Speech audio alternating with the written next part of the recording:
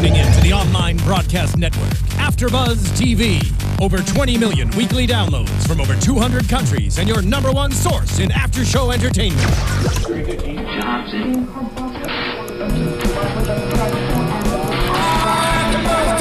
AFTERBUZZ TV, the destination for TV superfans. Producing aftershows for over 300 of your favorite TV shows. Interviewing celebrities and showrunners. And bringing you behind-the-scenes exclusives. All thanks to E! Entertainment's Maria Menounos, producer Kevin Undergaro, and internet leader Akamai.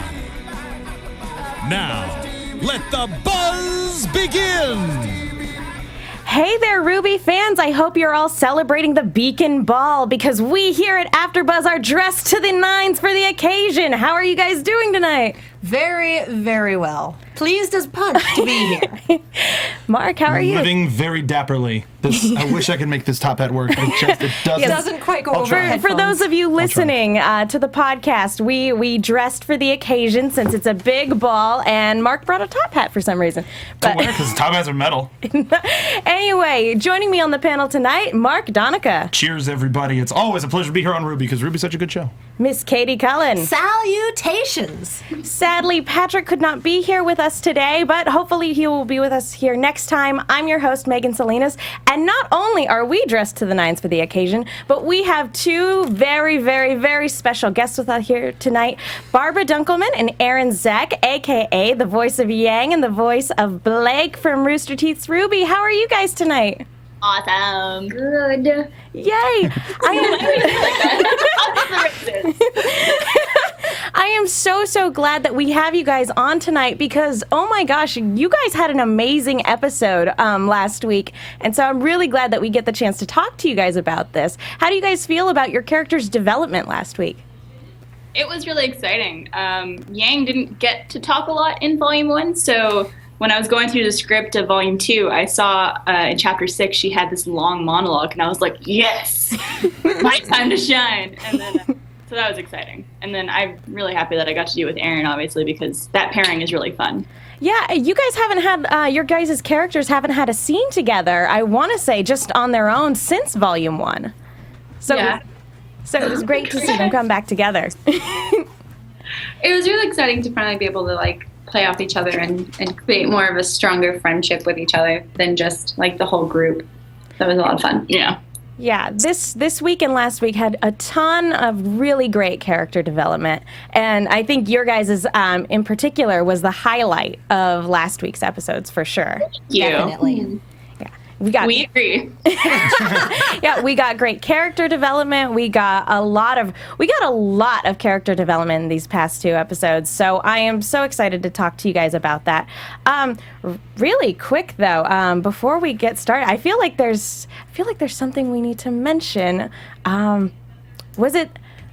Oh, we'll get to that with iTunes and stuff like that. There's a lot of stuff. Am I supposed to fill in what I think I'm supposed to fill in, or are we just baiting the listeners so they'll keep listening? Well, no, we'll talk about that later with iTunes. But before we get started, we want to let you guys know that we are monitoring the chat. The chat is filled with to capacity, but we are monitoring the chat for your questions. We will be taking your questions for Barbara and Arryn, and you can also tweet us on Twitter at any of our Twitter handles, and or you can use the hashtag RWBY. RWBYABTV. Thank you. You can spell. It's alphabet soup. I am monitoring that hashtag, so you are more likely to get your question within my view if you use the hashtag than you are if you just tweet me directly. Yeah, especially my phone is dead, so sorry guys.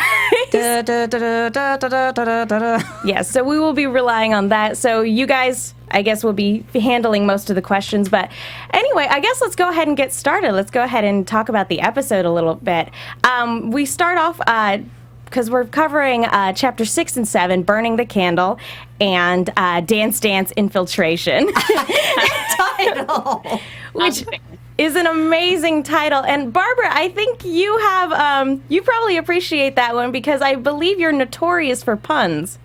Who told you that? I don't know what you're talking about. I don't know, something about in denial. What a burger. In your name. Funny because Or anytime close enough.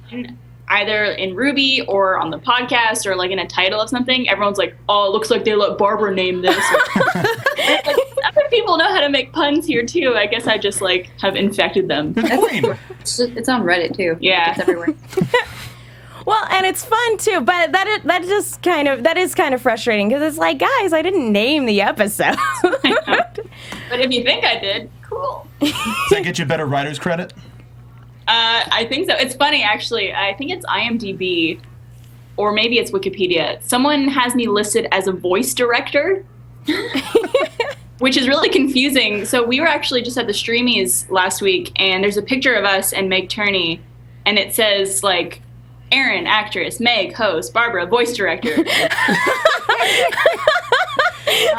Congrats on the Streamies, by the way. Yeah, we over the weekend the Streamy Awards happened, and RWBY won a couple awards: Best Animated and Best Score. Congratulations, ladies! Thank you. Thank you. We had absolutely nothing to do with that. You were involved. Name recognition is everything. Good moral support. Yeah, And I mean, if you were the voice director, then it's true. Yes. Just a little something extra to throw on the resume and everything like that. So basically, the big event for these two episodes is, of course, the Beacon Ball, which so we start off with Team RWBY finishing setting up for the ball and everything like that, and it's really fun to see them play off each other. And Yang makes a declaration that, don't worry, guys, Blake is going to be at the dance. Oh yeah. I'm kind of wondering what the outcome of the Doilies versus Fog Machines battle is, because we didn't see either at the dance when it rolled around. Nobody wins. Agree to disagree. If I don't get mine, you don't get yours. Fine. Nobody wins. Everyone's unhappy. Yeah. Get to see the cool like techno Skrillex part of the dance. There was like their stages. They had themes. Yeah. And what I really liked about that whole scene, not to jump too far ahead, but I really loved that you could see all the characters dancing. They weren't just black silhouettes anymore. And again, that's just a testament to how much the animation has improved. And But it's a really lot of good. those girls were You should wearing. definitely be on the lookout for Neptune's dancing, because yours truly might have done the motion capture. Oh my gosh! So you're a motion director too? Jeez, just add the credits up. Wow, she does all of the things. I was just noticing that all of the girls were wearing the same white dress. Huh. Yeah, you know. Every single one. It was the most popular design in Beacon this year. They were handed out beforehand, like, oh, you don't have a dress here. Yeah. Take this. Well, Stop. if there's Rental. only one place to go dress shopping in near Beacon, then it's conceivable that everyone would end up with the same thing or very similar dresses. The dress shop is run by the same guy who runs the ramen stand and From Dusk Till Dawn. He's That only poor got 12 man. hands.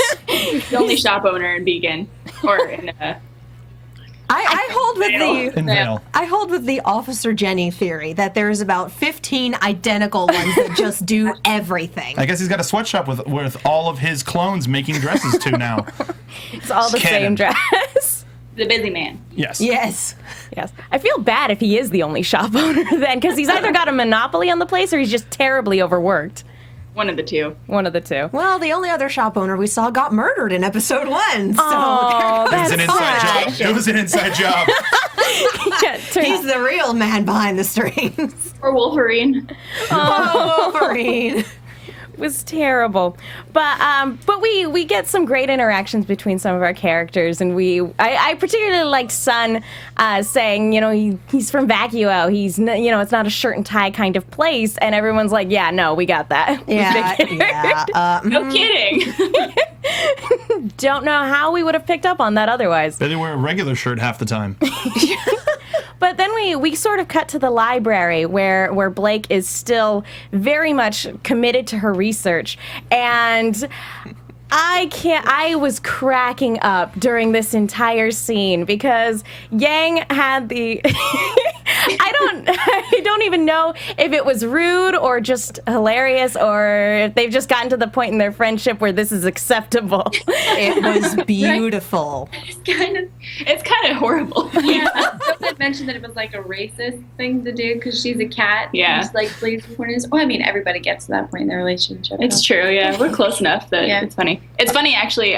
We did a podcast at the end of Volume 1 with all 4 of us girls, and we both were talking about how funny it would be if at some point in the series Yang uses a laser pointer on Blake. And We got it. We actually had a question from Tumblr user Fahrenheit. Tumblr user Fahrenheit asking who came up with the laser pointer. So, hey, there you go. I assume Miles and Carrie. Yeah, probably. I mean, it's one of those things that it's not obvious, but it's also obvious. At the same time. A laser pointer with Blake at some point because she's a kitty. I'm looking for my box. Yeah. Yeah.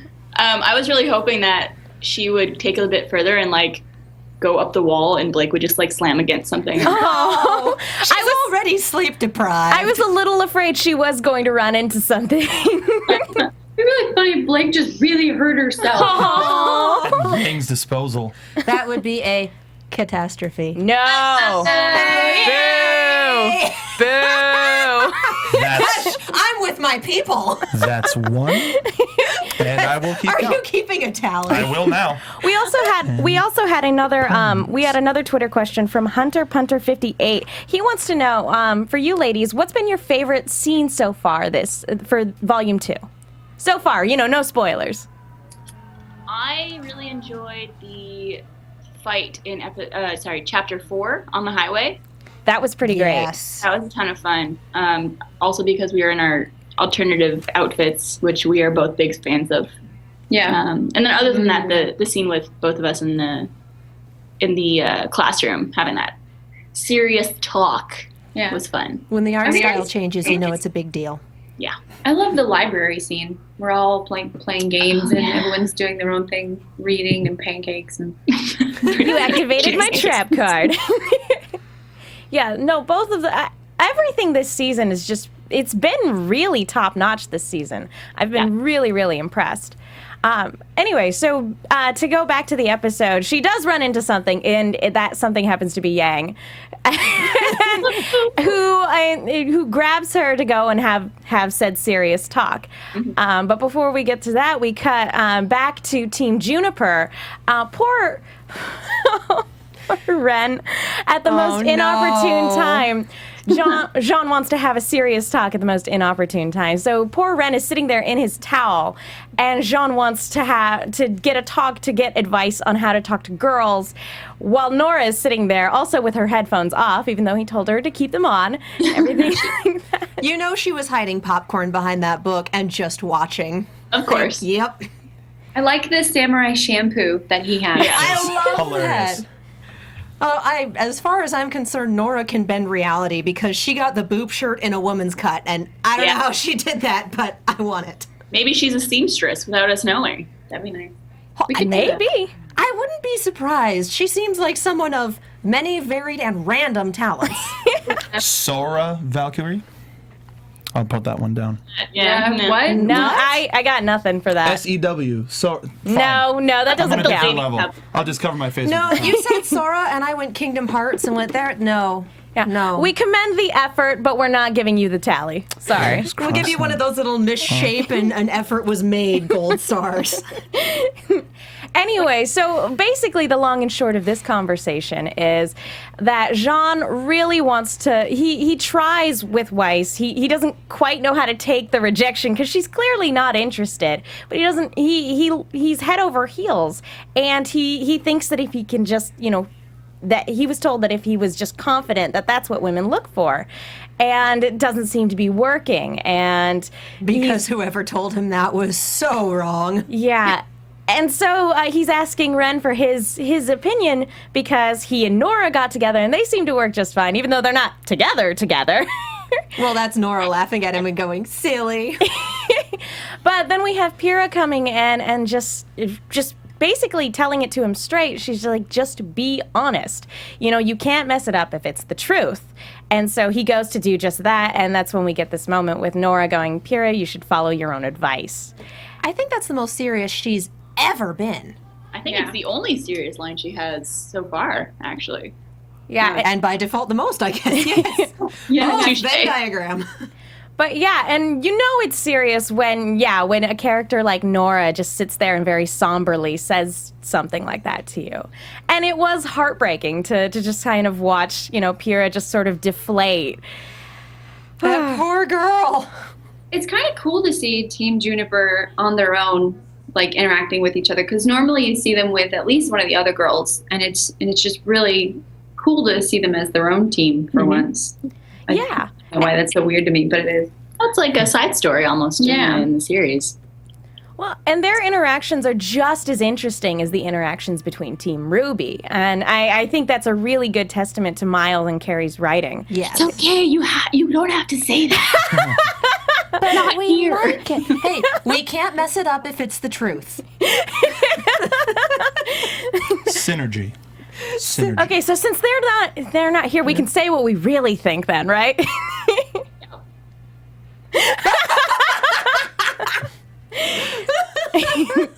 Well, anyway, so Yeah. Careful.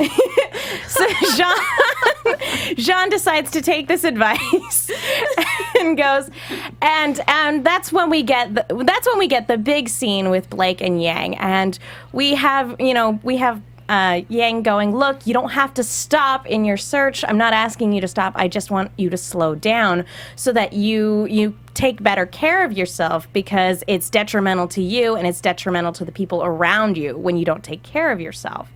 And that's when we get, and instead of just she says that, but to really hit home, to really illustrate the point, she tells the story of her own life mission and her own obsession, which is to find her mother. Which This is a beautiful, beautiful backstory drop and wonderful art style change. And it just, the whole thing, all of the fans were watching it going, oh my God, we're getting backstory. Oh my God, Yang has pigtails. Ah! I like that. That's what was taken away from the story. Well, the third or fourth time you watch it, you have the dialogue memorized, and that's when you start going, Ruby looks so cute in that little wagon. It's too bad the Grimm are going to try to kill her.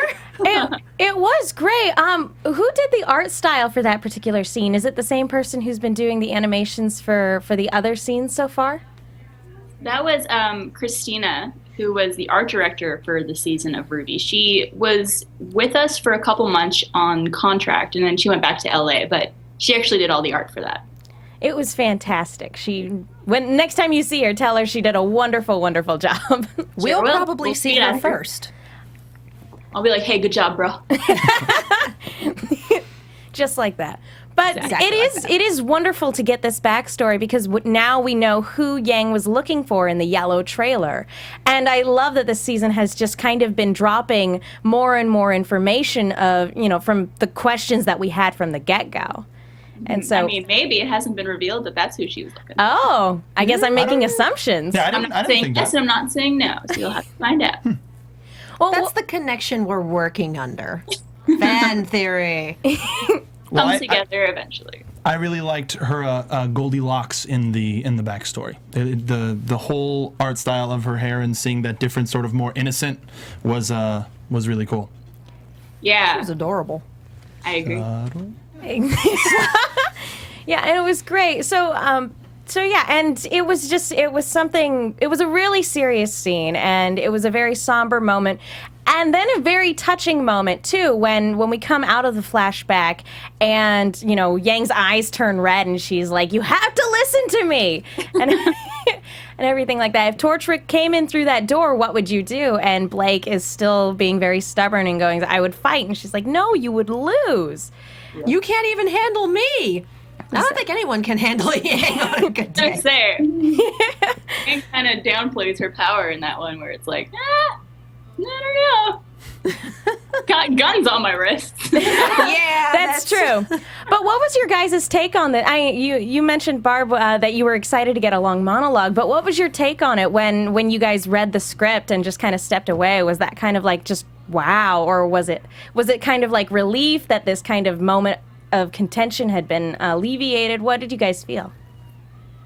Well, I know for me, I had been wondering, I mean, we don't know the story of RWBY all the way through. We only know what we read in the scripts. So when we did Volume 1, I didn't know the backstory to RWBY and Yang. I didn't know what the deal was. So to go through that whole scene, I mean, we practiced a couple times also together just to get the feel for the scene. And we both got really emotional. Like, I was almost in tears when I was rehearsing that. And I don't know about Arryn, but Yeah. I'm kind of...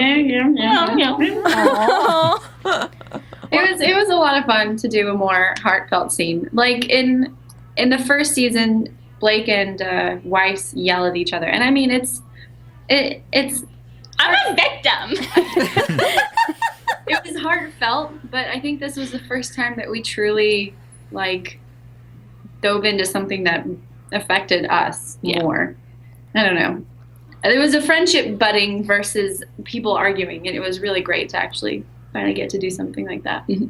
Yeah, and it really shows how much this team has grown to care about one another. Not only are they friends, that they really mean a lot to each other. And so we get this moment where Yang hugs Blake, and she's afraid of losing her friend if, she continues down this self-destructive path. And she says, get some rest, and you don't have to go to the dance if you don't want to, but if you do go, I'll save you a dance. Wink. And the shippers go wild. Tumblr burned for 3 straight days. They're still burning. They phrase it as, if you feel like coming out tomorrow. Coming out to the dance? What are you talking about? Those are some choice words. Hey. Well, it was a great moment, and I know a lot of fans really appreciated it for various reasons, but I personally appreciated it because it was just this really great moment of, their friendship really shining through. Yeah. And we needed more moments like this, and I like that we got to see Yang be a little deeper. In season 1, she was very much a broad character that brought everyone together, and seeing that she has that depth now really just helps add to the team dynamic. Yeah, I agree. It's funny because when Miles and Carrie were describing Yang to me, she's one of the more complex characters because she seems like a party girl. She seems like very social, but ultimately she's very motherly, and she wants to take care of everybody, and that's not really shown a lot in Volume 1, and I'm glad that that's kind of starting to show a little bit more. Yeah, she's a mama bear. Exactly. Yeah. This bed is too cold. Let's do the 3 bears. Yeah, you did it. Yes, I did. And I loved the first real description we get of Summer Rose, super mom, fighting monsters and making cookies and everything like that. So it was really great to get some details on that as well. It's really funny because I had done that monologue so many times, and I had watched that scene so many times before it was finished animated, that I would go up to the animator working on that scene, and I would start saying it along with them as they were watching it, and they're like, "Stop it!"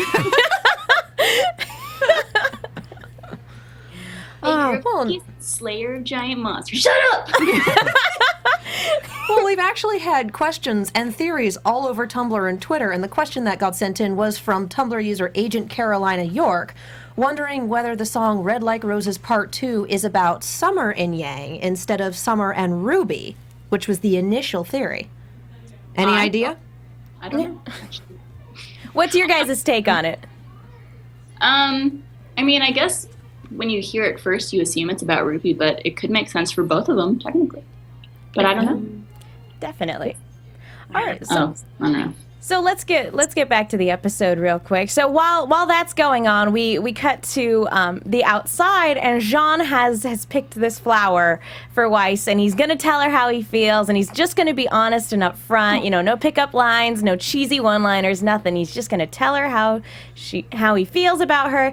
When all of a sudden she finds Neptune and wants to ask him to accompany her to the dance, and we just have this moment of Jean dropping the flower and walking away. And I really liked this transition because we go from the flower on the ground to and we fade into the flower at the in the vase at the dance floor. And Team RWBY did a bang up job decorating the place because it looks fantastic, even though there's no fog machine. I'm just imagining Team Coffee running around on their mission somewhere with 2 of them going, "We got to get through this mission," and the other 2 going, "But what about the dance?"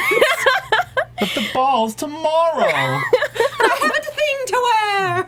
I haven't got a dress yet. Don't worry, you'll just get one of the white dresses. I'm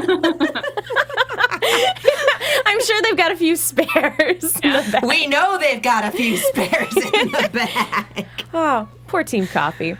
But we really get this great scene of the dance floor and everything like that, and we get Blake and Sun walking up, and they decide to walk up together. And Sun, oh my gosh, I loved the line as he's trying to fix his tie, just stupid neck trap.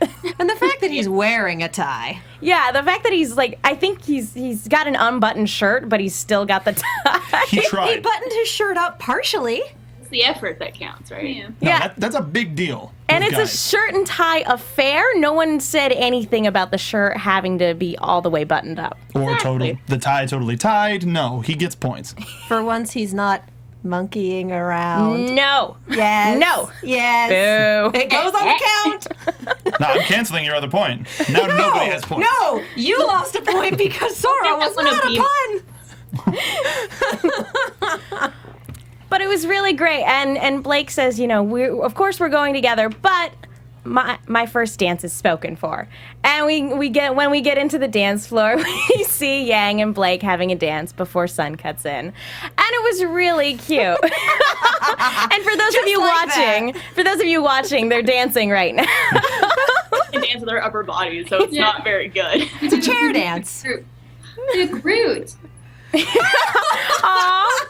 Well, it's kind of like when you dance in your car when you're stuck in traffic. Like, you don't have a lot to work with, but there's a lot of shoulder movement there. And out. Or off-roading. Steven, this is when we could use the musical cue, I think. Even If I not on could. the ball. Come on. No. I gave him a song, and I think he's waiting for the appropriate point, because there is an appropriate point for this. I don't have any email from you. What? Oh, bummer.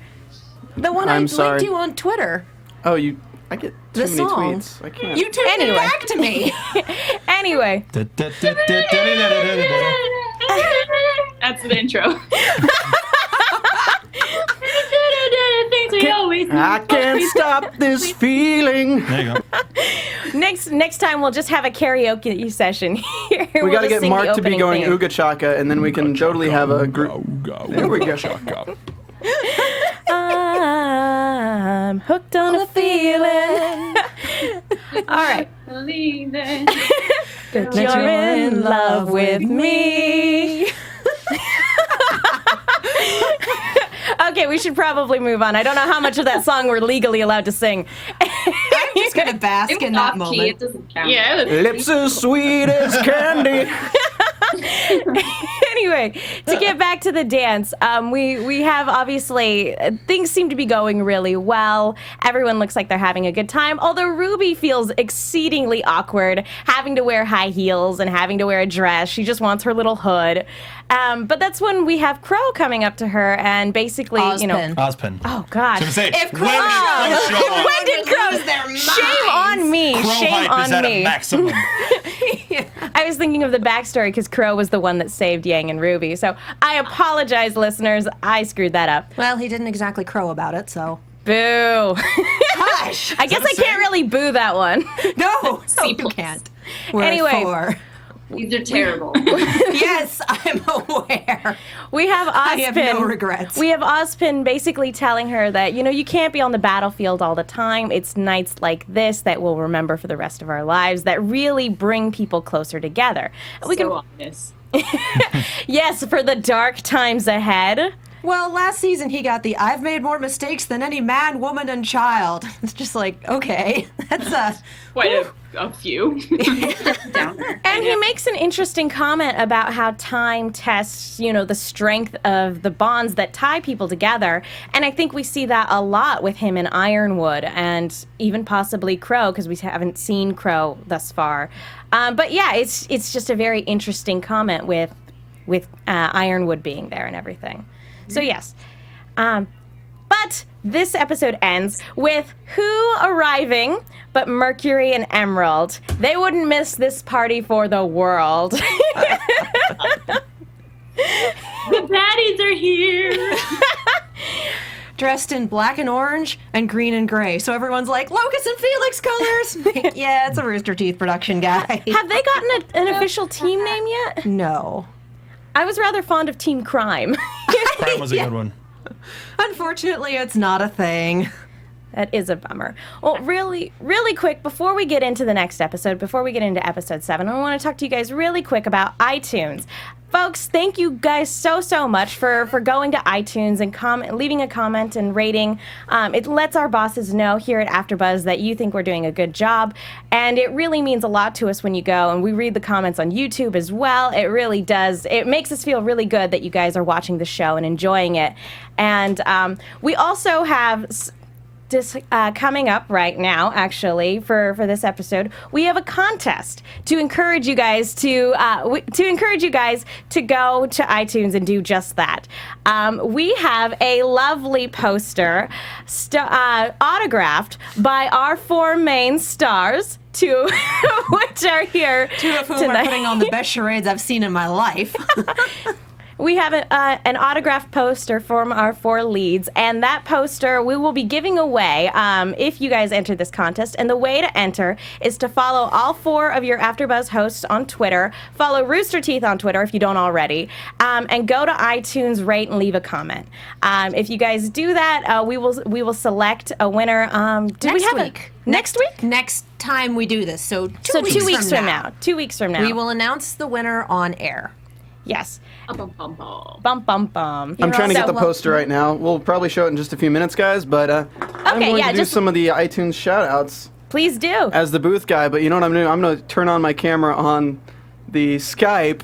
Our There you booth go. guy, Stephen Lemieux. You're going to see me at the bottom of the screen Our while I booth do guy, these. Stephen Lemieux, is the one who puts all this together. So thank you so much, Stephen. I'm really tiny, but you know what? I think you'd probably rather look at Arryn and Barbara anyway, so I'll just say them. All right, guys, so from P1 Tola, worth it, 5 stars, really great interview. They ask good questions, and if you look at the YouTube video, you can tell they really... Oh, this is most recent. Let me fix that. Yeah. Checkmate, 5 stars. Ace Trainer 44, inside jokes aside, if you're a fan of RWBY, this is for you. With special guests from Rooster Teeth, AfterBuzz brings you exclusive content mere hours after an episode release. Oh my god, this is like 3 paragraphs long. Big shout out to Ace Trainer 44. All right, and Mr. Monkey Dude 1. I'm looking forward to listening to them throughout the series. Great. This was great by G... _ off 2886. I tripped over this one of the subreddits, enjoyed it immensely. It's great to see people who know and understand the show they're talking about and asking questions we all want answers to. Keep it up. By Jabba Jake. Love the RWBY AfterBuzz TV after show. Love how they get new guests that works on the show every week.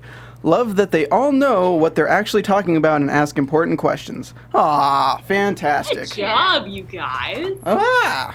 All right, I'm out. All right, thank you so much, Stephen. Thank you guys, everybody who commented on iTunes. We really appreciate your input and your feedback. And yes, again, if you want to enter that contest, follow us on Twitter. We'll throw out our Twitter handles at the end of the show, and go to iTunes, rate, and leave a comment. Hi, Reddit. I know that's kind of scary. And while we're at it, hello, Rooster Teeth forums. Yes, I do go back and read the comments. Hey, guys. Dangerous. Oh, be careful. Anyway, so let's move on to episode 7, and that's Dance Dance Infiltration, which is a great title for this particular episode. I knew I was going to be happy with this episode, even just starting from the title. I was just hoping for somebody in the background just doing the step dancing. Just in unseen, just the Dance Dance Revolution style dance. To classical music? Yeah. Sure. We've got speed over Beethoven. Anything Why not? happens. Everything's a gun. Somebody can... There we go. Steven, you found Ballroom it. Blitz. Ballroom Blitz. Well, we have a lot in this episode. Not only do we have like just as much character development as we had last episode, but we also have a lot of fun. We have a dance scene. We have a break-in. It's all sorts of really great stuff happened this episode. Something for And you could everyone. want in one little piece. Exactly. And so basically this episode starts off with Ruby again being awkward, standing there on her own, and Jean joining her, toast to the socially awkward. Because I think we've all been there. We've all kind of been like wallflowers at some point, just like, this is not the greatest place to be right now. Reading my diary. You really shouldn't put it online if you don't want people to read it. Wasn't it your last post on Rooster Teeth? That went public. I've been on that site since I was 14, so it's very possible that awkward readings on there. I think that's just the collective teenager experience. Yeah, this episode really focused on how awkward it is to be a teenager. We're awkward. I don't know what you're talking about. She's still awkward. She's saying. It's really uncomfortable to be around her. Oh, well, yeah, it's true. It's hard. It's hard because sometimes it's just something you never really grow out of. It really sucks. But anyway, so that's when Jean finds out that Weiss actually didn't come to the dance with anybody. She came alone, and because according to Ruby, she doesn't have time for boys right now. She's too focused on her studies and her work and everything like that. But Jean knows that that's not true, obviously, from the end of space. She's back. Hey, put it on the count. No, she wins all the points. I don't have enough room for all of the points on this piece of paper. She's the queen. What's the point of keeping a count if you don't actually keep a count? She doesn't need to keep a count. Fairly certain there was Pure magic. fairly certain there was no point to keeping the count at all. Period. Never was. You started it. Anyway, You started Numbers it. mean nothing. So- You started keeping the little marks, and now it. Doesn't matter. is he even keeping a tally? I think he's probably just I did. doodling. And no one caught that one. Yeah. Boo. Anyway, to get back to the episode, Jean, when he finds this out, he sees Neptune. He asks Ruby, "Hold my punch." It's like, if he had had a flower, I would have lost it. Kick his ass, baby. I got your flower. I was gonna say you're gonna have to specify when you reference Tumblr jokes. Anyway, I think that one transcends media. but before he can go and confront Neptune, he sees Pyrrha, who is, oh my gosh, in that beautiful red dress. Just looks absolutely amazing. Yeah, totally working it as she goes across the floor. A goddess in crimson. Exactly. And so instead of going to confront Neptune, he goes to talk to her because clearly there's something bothering her because she's not Immediate out. priority change. Yeah. He got distracted by the woman in red. He's like, what was I doing? Are we in the Matrix now? It's going up the stairs. Wait, are we going song reference or Matrix reference? Both. Either is good. Either way, I just kind of want to see these two do charades for the entire episode. Me too. You guys are great.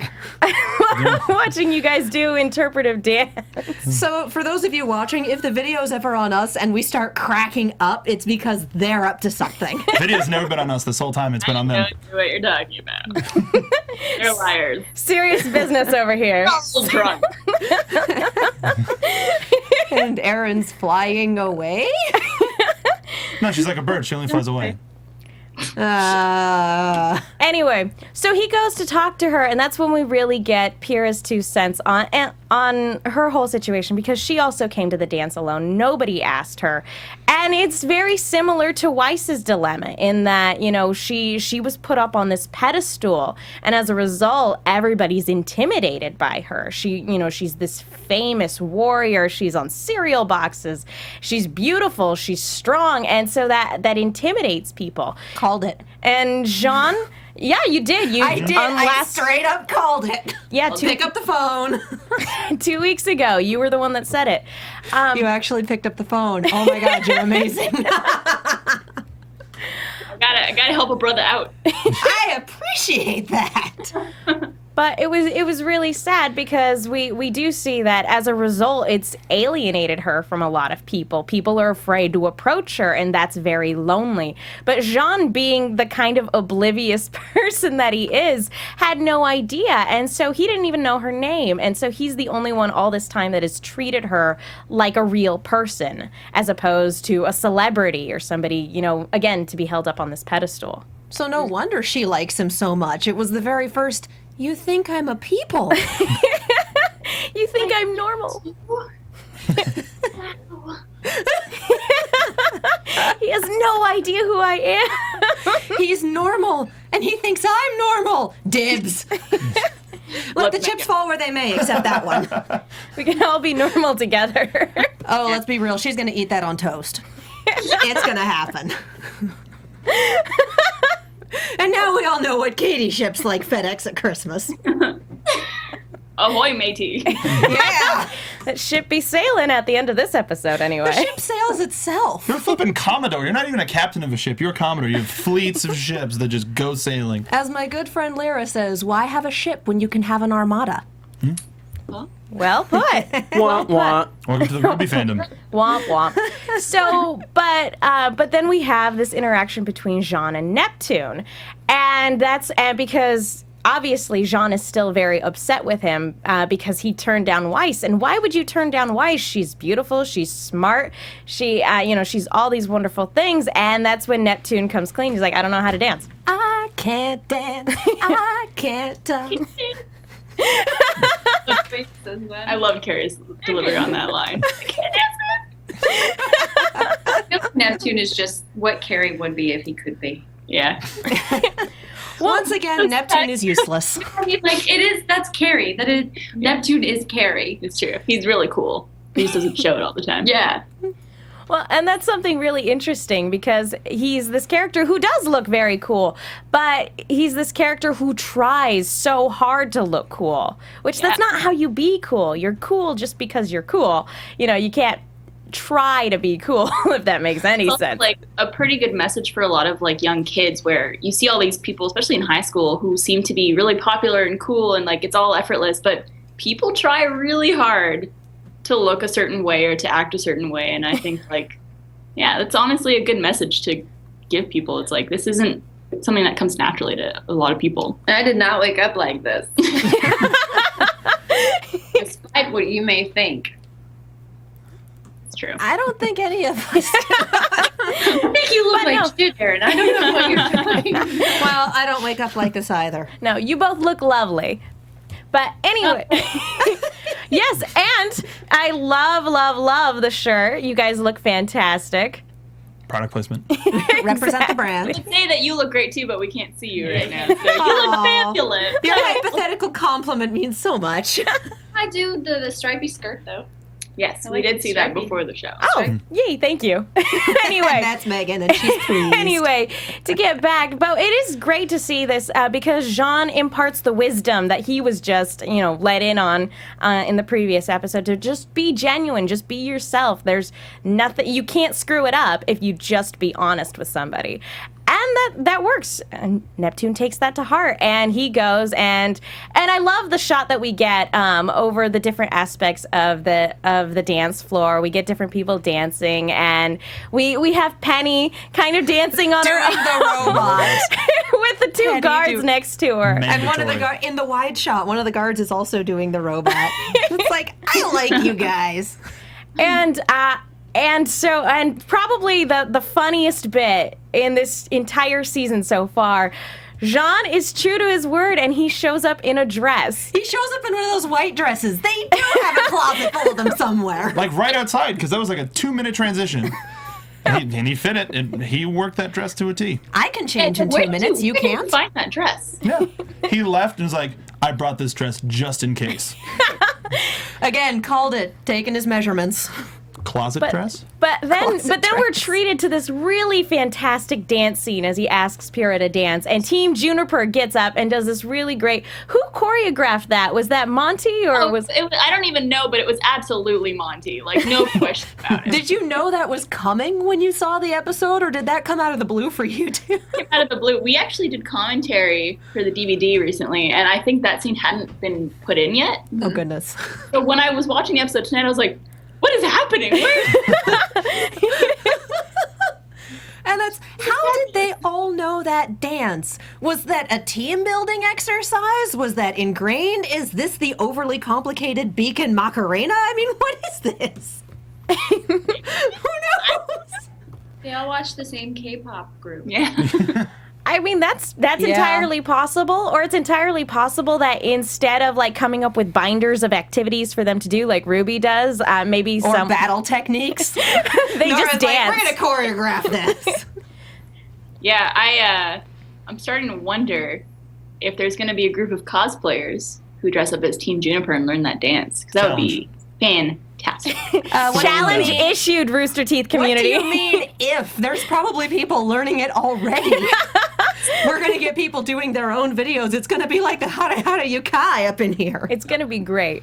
I can't wait to see all the videos on YouTube. Yes. But Meanwhile, though, while this is going on, we kind of cut back to, again, no official team name, but kind of what Team Crime is up to. Team those guys. Those guys who are up to no good, those sneaky guys who are up to no good. Started making trouble in their neighborhood? Yeah. But we have this really interesting scene of Cinder breaking in to, I'm not quite sure what it was. It seemed like some sort of informational compound that they have at Beacon. I think it's a CCT, if I'm not mistaken. The comm tower? tower? It looked like the comm tower. Yeah? It had the same That would layout make when sense. Weiss went up there. Yeah. Yeah. Yeah, and we get to see her fight for the first time, and we see the different parts of her clothes lighting up, and I think that's Now we know what she was sewing 2 episodes ago. exactly. And it, Maybe. Maybe, okay. but we're still not. I love the dramatic zoom in there. But we're still not entirely sure. That's not making sense. I Never just stop. realized that she was sewing earlier.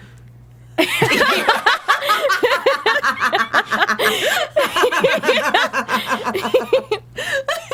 get it We now. love you, Arryn. We love you. Going on, Ruby? What? You're a glorious human being. But we still don't know exactly what she did. We don't know if she messed with something or if she took some information, if she uploaded a virus to the mainframe. We don't know. we genuinely Didn't have don't a blinking skull, so I'm going to go with no.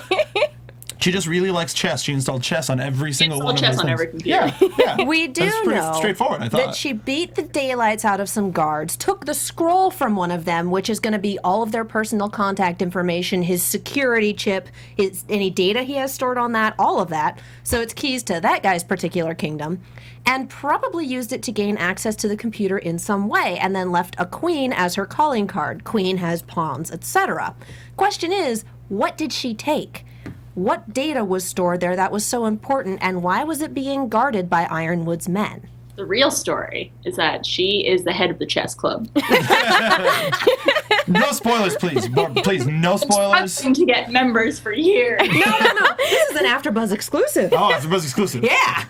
all this time, all her schemes, it's just been revolving around trying to get the chess club going. She never got over Ozpin beating her in the tournament in high school. She's been holding a grudge all these years.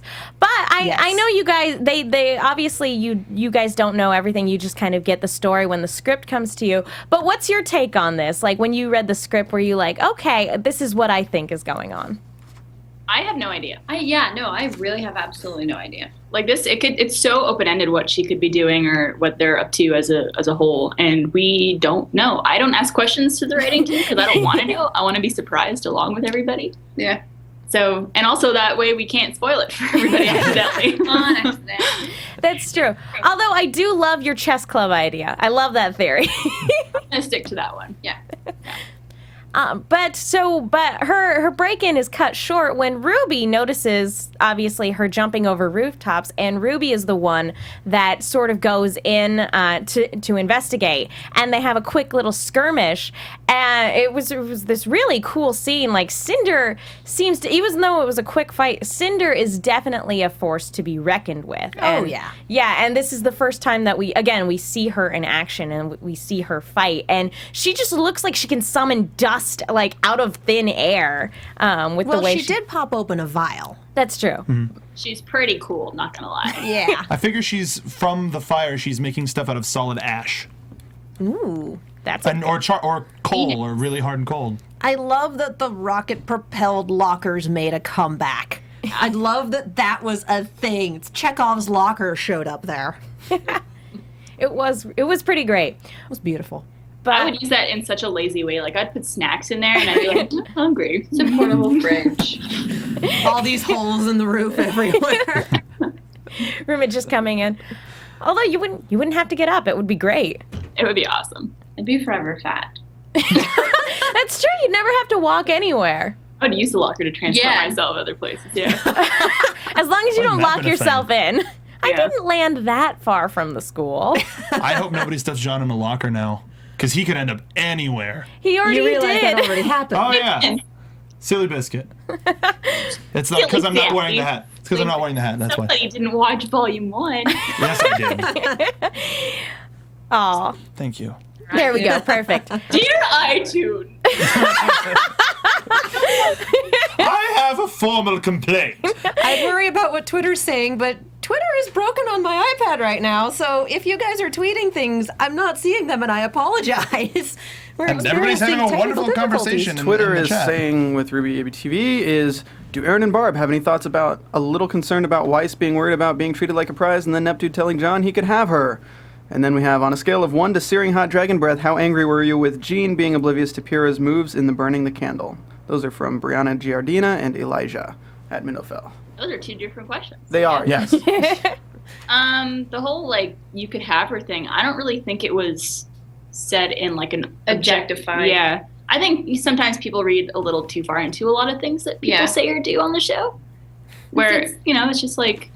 It's just a thing between guys or a thing between girls or a thing between whatever things you like. Like, people say that. Like, dibs. It's a thing. Yeah. It's not an uncommon phrase. I don't think it was meant in any sort of objectifying manner. Yeah. So I apologize if you thought that, but that's not what we meant. We love you. They both clearly like her as a person. They would never.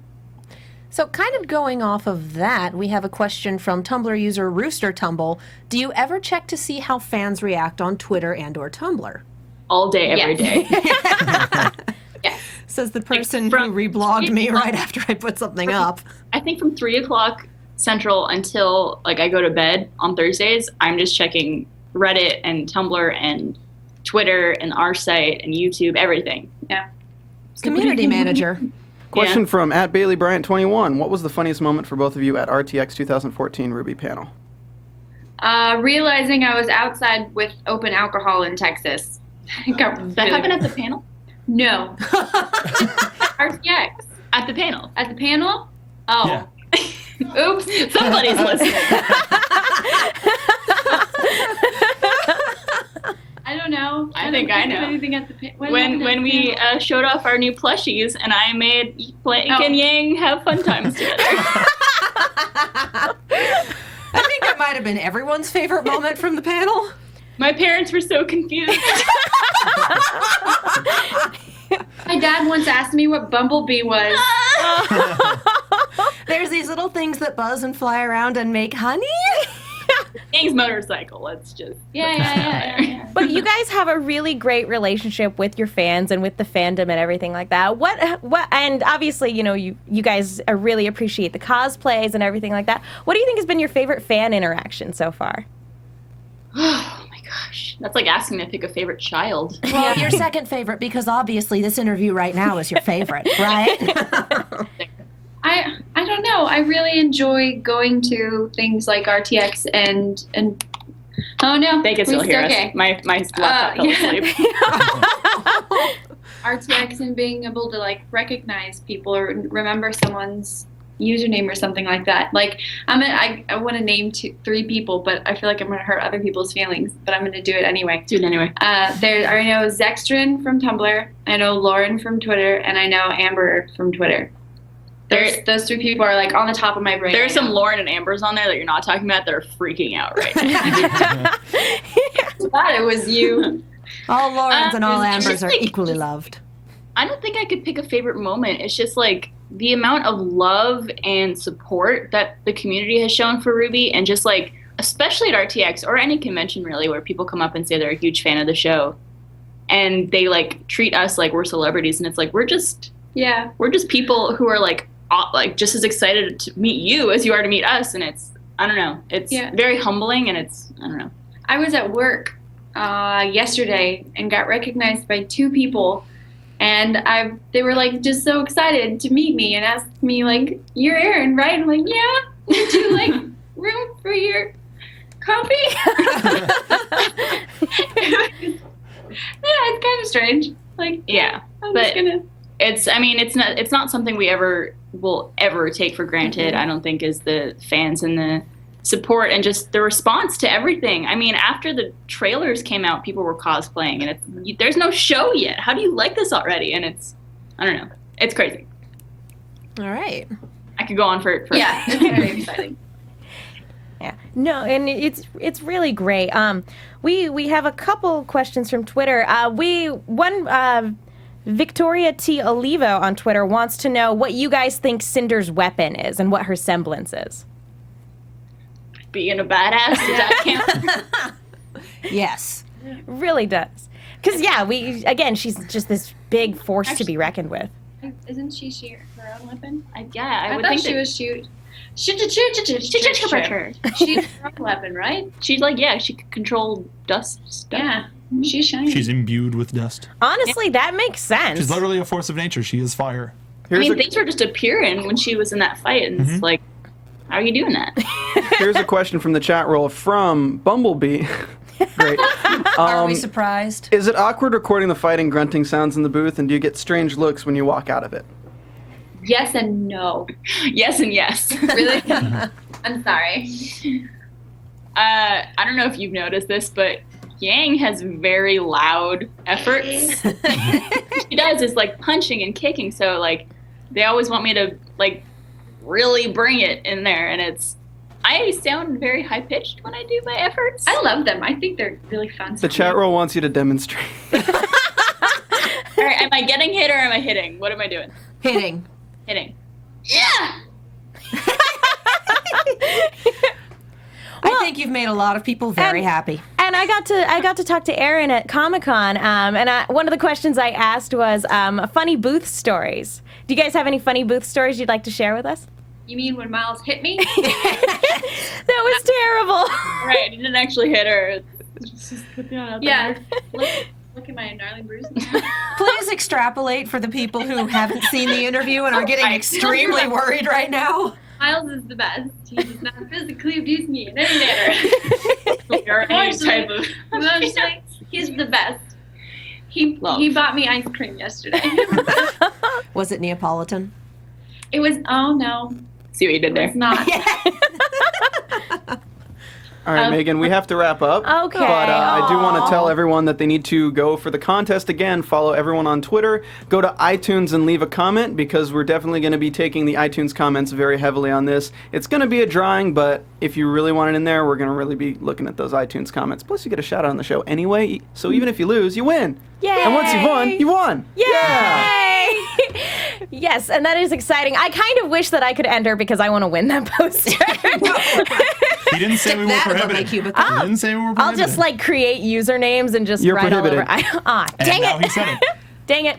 All right, well, thank Maybe you. we'll pull the names out of your top hat. Perfect. That's a great idea. Yes. There we go. We I'm should all do for that. There's a rabbit Well, in there. thank you, ladies, so much for joining us today. Thank you for taking the time. I know it's later over in Texas, so thank you so much. We really appreciate it. Where can fans go online if they want to find out more about you, or if they want to follow you on social media? My Twitter handle is @Arryn Zech, ARRYNZECH. And mine is B Dunkelman. That's BDUNKELMAN. And then we're also on the Rooster Teeth site. My username is Barbara. Hers is Arryn. And then you also have a YouTube channel. Yeah, I have a YouTube channel. It's really great. It's going really well right now. It's youtube.com/Arryn Zech. We actually had a fan ask when you're going to put up another video. I'm actually recording this Saturday. I was recently cast in 2 scenes for students, so it's gotten really crazy that I wasn't expecting. So I'm recording this Saturday, and they will be out as soon as I possibly can. And roosterteeth.com, obviously. Yeah, Yes. whatever. It's for everything. Well, thank you, ladies, so much for joining us tonight. I hope we get to, if you guys are ever back in LA again, please feel free to stop by the studio.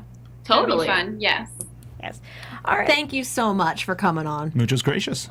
All right. Thank you, guys. That wraps up this episode. I wish we had more time to talk to them because they were just awesome. I could have watched them do interpretive dance the entire time. Well, thank you guys so much for tuning in to listen. Mark, where can the people find you if they want to find out more? Well, and also for our contest, for our Exactly. iTunes contest, Yes, you can that follow me too. on Twitter @SoapboxMark, and I'm also on the Rooster Teeth site @SoapboxMark as well.